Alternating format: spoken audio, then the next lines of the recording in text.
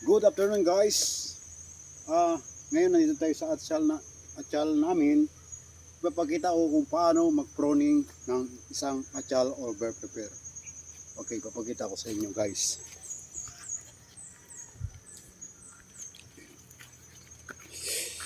So ito ang bell pepper. Ito ang bell pepper. Yan.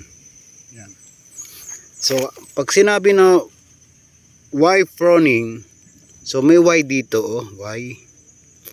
So lahat ng dyan sa Y, lahat ng dahon pababa tatanggalin natin. Yan ang Y pruning kasi ito, mga ito nito, oh, sucker yan, mga sucker. Tinatanggal yan. Yan.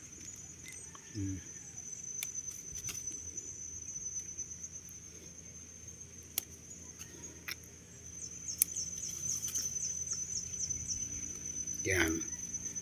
Tinatanggal lang yan. Yan guys, may dahon dito. May dahon dito, may bunga, bulaklak. So wag muna natin tanggalin tong dalawang dahon. Dito.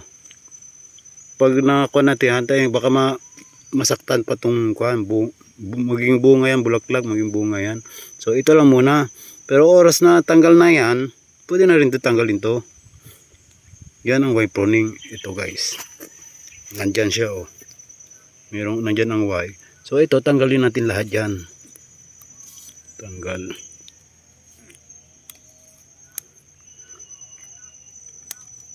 Guys, pag-like yung video natin para pati ipindot nyo na notification para kung sakali may mga video tayo ulit, mga notify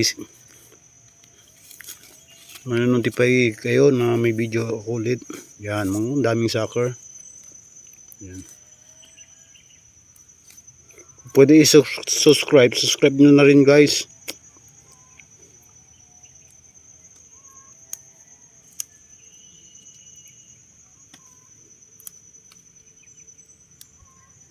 Okay guys, sa susunod video na naman. Thank you.